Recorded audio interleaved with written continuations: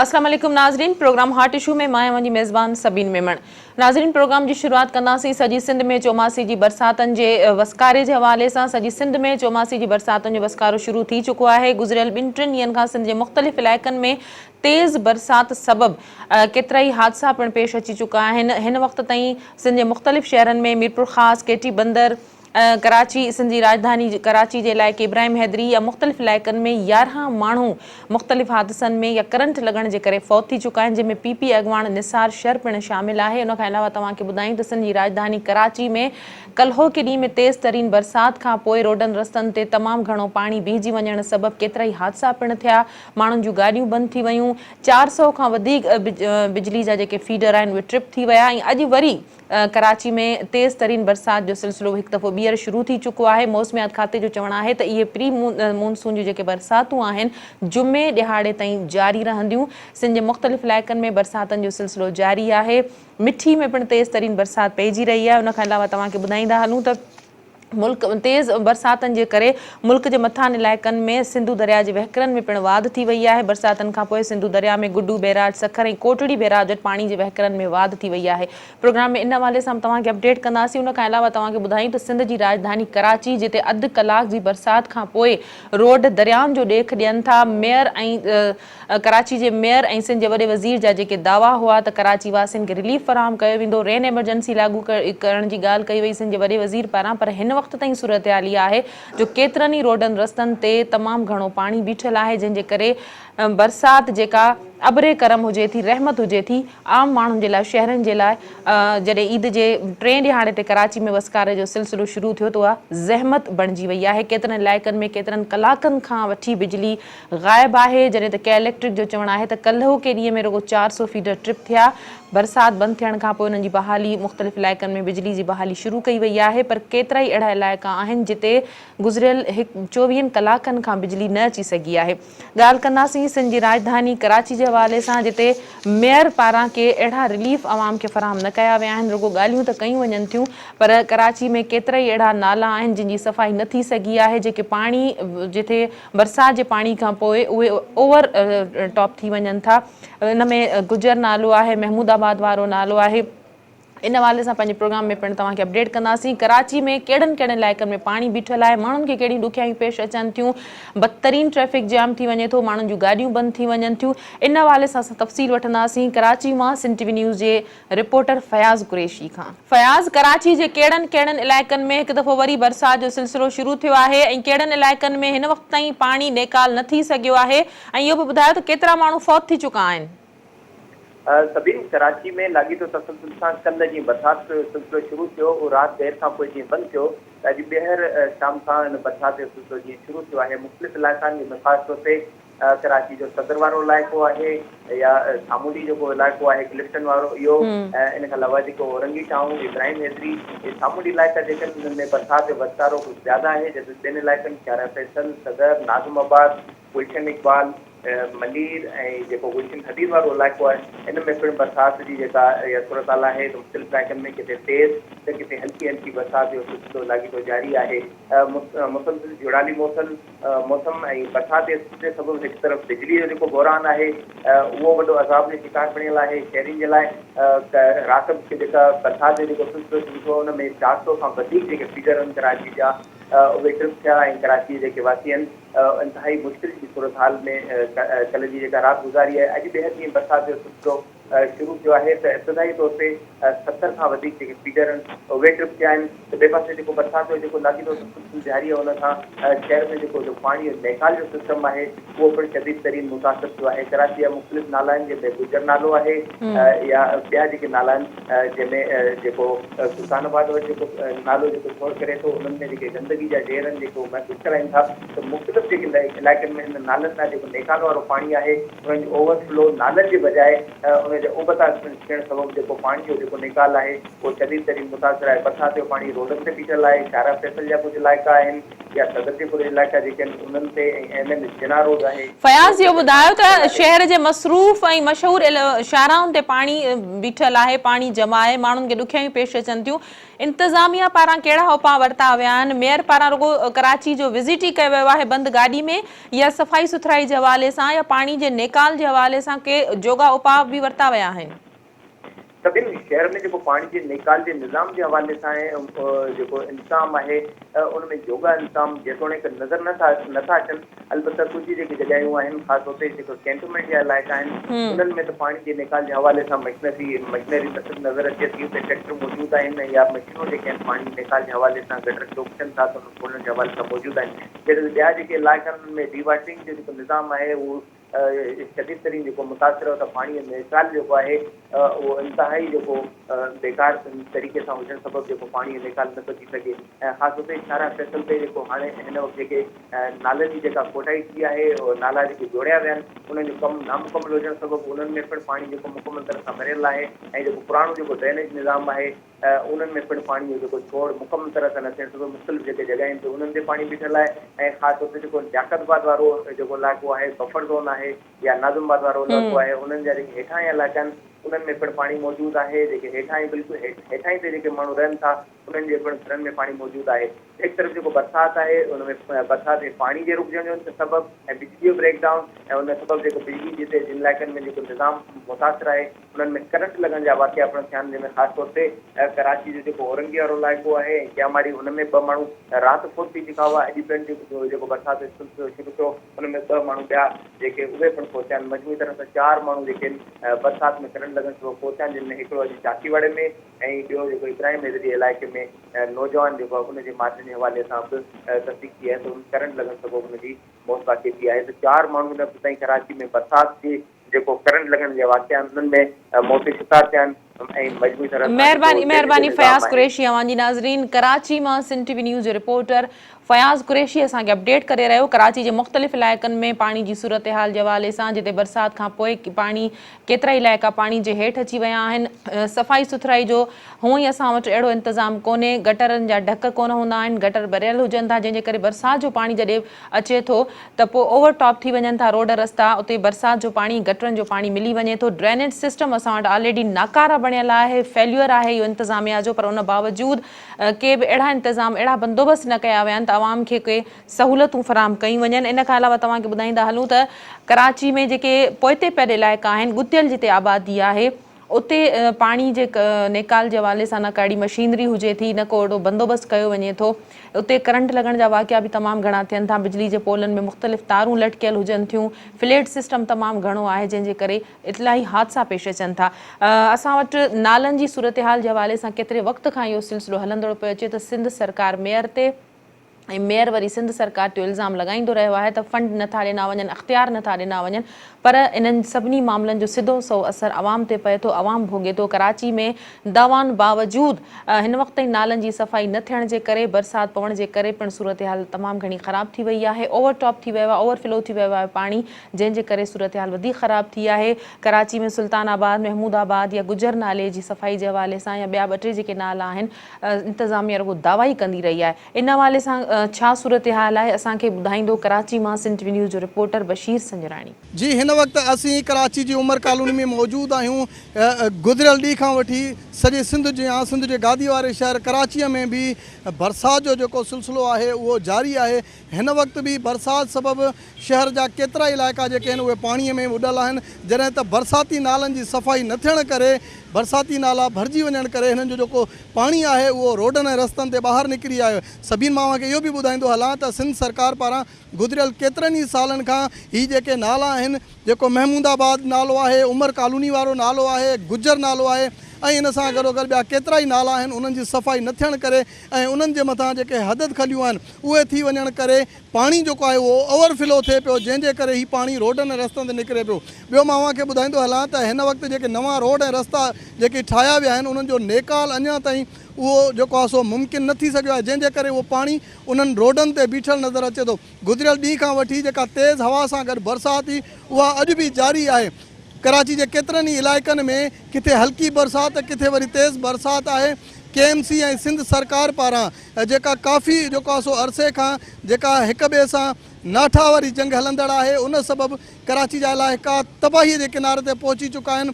KMC जो चवणु आहे त उन्हनि वटि हिन वक़्तु जेके फंड्स आहिनि उन्हनि जी कमी आहे जंहिंजे करे हू उन्हनि इलाइक़नि ताईं नथा पहुची सघनि। सिंध सरकार जो चवणु आहे त उन्हनि मुकमल उन्हनि खे पावर ॾिना आहिनि पर उन्हनि खे जेको आहे सो कमु करण जो को तरीक़ेकार न आहे जंहिंजे करे अॼु जेको आहे सो माण्हुनि खे हीअ ॾींहुं ॾिसणा पवनि पिया। ऐं कराची जे मुख़्तलिफ़ इलाइक़नि में हिन वक़्तु बि जेको आहे सो गंदगी जा ढेर लॻल आहिनि। पाणी जेको आहे सो उन्हनि इलाइक़नि में बीठल आहे। रोडनि रस्तनि घिटनि तोड़े नाला जेके आहिनि बरसाती उन्हनि नालनि जे मथां बि पाणी बीठल आहे जंहिंजे करे शहरी जेके आहिनि सख़्तु मुश्किलातुनि खे मुंहुं ॾियण ते मजबूर थी रहिया आहिनि। जी महिरबानी बशीर। नाज़रीन, बशीर संजराणी असांखे अपडेट करे रहियो हो त नालनि जी सफ़ाई सुथराई न थी सघी आहे। उन में ऑलरेडी तमामु घणो गंद किचिरो पयल हुजे थो। बरसाति जे करे सूरत हाल वधीक ख़राब थी वञे थी। कराची में बरसातुनि जो सिलसिलो केतिरा ॾींहं जारी रहंदो। मौसमियात खाते पारां इहा आगाही कई वई आहे त बरसातुनि जो सिलसिलो जुमे ॾिहाड़े ताईं जारी रहंदो। पर हिते वक़्तु थियो आहे मुख़्तसिर वक़फ़े जो। वठूं था वक़फ़ो।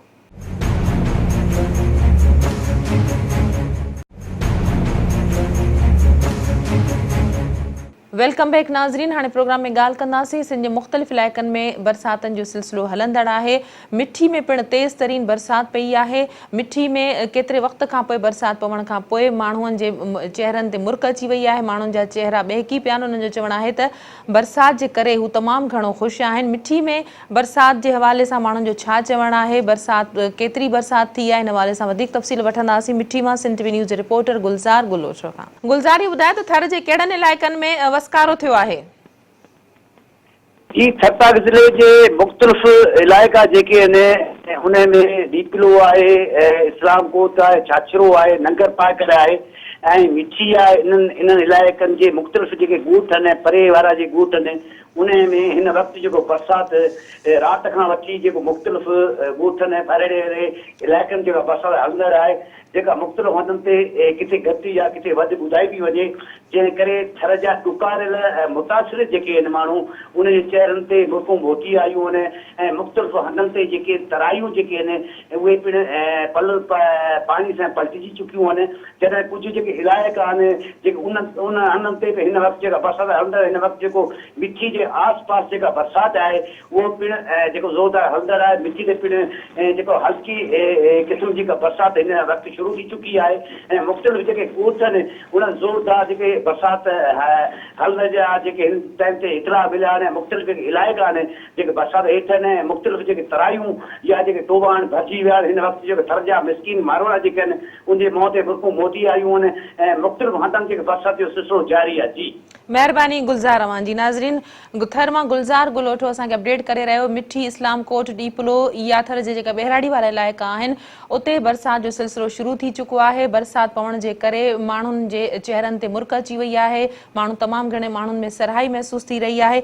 इन हवाले सां तव्हांखे अपडेट कयोसीं। हाणे हलंदासीं सखर तरफ़ जिथे पिणु तमामु घणी बरसाति थी आहे। सखर में बरसाति खां पोइ छा सूरत हाल आहे, केतिरी बरसाति पई आहे, इन हवाले सां असां तफ़सील वठंदासीं। सखर मां सिंध टीवी न्यूज़ जे रिपोर्टर मोरड़ो महर खां। मोरड़ो, इहो ॿुधायो त सखर में केतिरी बरसाति पई आहे ऐं छा बरसाति खां पोइ पाणी बीठल आहे या पाणी जे निकाल जे हवाले सां के जोगा इंतज़ाम कया विया आहिनि?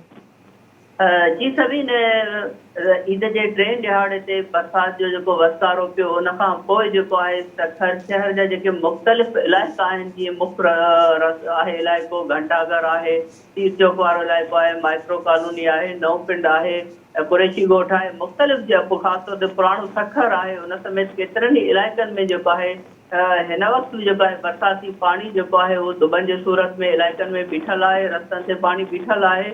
उन हवाले सां हूअं त जेकॾहिं पाण इन ॻाल्हि खे जेकॾहिं ॾिसूं त कमिश्नर जेको आहे उहो बार बार जेको आहे हैंडआउट जारी करे उन में इहो वाज़िब पियो करे, अमलदारनि सां गॾिजाणी बि करे पियो त इम्कानी जेके बरसातूं पवण जे हवाले सां इंतज़ाम जेके आहिनि उहे बहितर कया वञनि। पर उन हवाले सां जेकॾहिं असीं पाण ॾिसूं त हिकिड़ा कारीअ वारा कख नज़र अचनि था। हिन वक़्तु बि जेको आहे पाणी बीठल आहे या इन हवाले सां बरसाती पाणीअ जो जेको निकालीअ जी जेका बुनियादी मामिलो आहे जीअं सखर मेयर आहे असलान इस्लाम शेख आहे, डिप्टी मेयर तारिक चौहान आहे, या जेके ॿिया नुमाइंदा आहिनि मकानी इदारनि जा, त उन्हनि जो बि को किरदारु नज़र न पियो अचे। हूअं त असांखे मेयर जेको आहे उहो सखर जे मुख़्तलिफ़ इलाइक़नि में दौरा कंदे फोटो सेशन कराईंदे नज़र ईंदो रहियो आहे, पर अॼु जीअं सखर वासी पाणीअ में जेको आहे केतिरनि इलाइक़नि में हू मुश्किलातुनि में आहिनि, या ईद जे 3 ॾिहाड़े ते बि जेको आहे हुनजो ईद जो ॾिहाड़ा जेके हुआ उहे मतिलबु जेको आहे बेमदे गुज़रिया, त मतिलबु किथे बि नज़र न आया ऐं न ई को नोटिस वरितो वियो आहे। बाक़ी जेको आहे